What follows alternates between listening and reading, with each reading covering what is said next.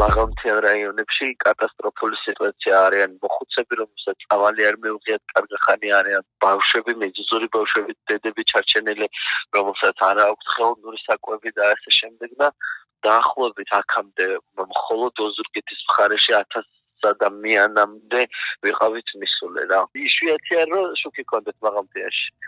შეშეზღუმლად კითხებოდნენ, მაგრამ 3 მეტრი თოვლი რო დაედო სახლები ჩაიკეტათ, გარეთ ვერ გამოდიან. რიგ შემთხვევაში საკმაურები ამოქოლილი ჰქონდათ, რომ შეგინდათ ჩამოსულიყო ეს ამ რაოდენობის თოვლი. გეცეთ გუშინ დღის განმავლობაში ჩამოვიდა 600-ზე მოხუცი კაცი მარტო, რომელიც კი იყინებოდა გუშინ და დილის მივედი იქამდე ღამის 3 საათი იყო. ნასახის ნახევარი მხარე იყო ჩამონგრეული, პრაქტიკულად სახლში ჩვეულებრივად თოვდა.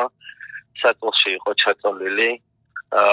გადაფარებული ქონდა რამოდენიმე საბანი, საკვები არაფერი. დაახლოებით 5 საათი მოუწია, გარდა იმისა, რომ შეშინებული იყო, გაყინული, ოღონდ კრიტიკული რაიმე არ აღინიშნებოდა, უბრალოდ საწოლში იყო და რო არ მივსულიყავით, აუცილებლად გაიყენებოდა. არ მარტო იყო დაახლოებით 6 დღის განმავლობაში სავარაუდოდ. მაგრამ ჩვენ როდესაც გავიგეთ ინფორმაცია, იქიდან 3 საათში ალბათ შეიძლება ცოტა მეტიც დაგვჭირდა, რომ მივედით ლოკაციაზე და იქვე გადავიყვანეთ ვისერათისავის სახლში.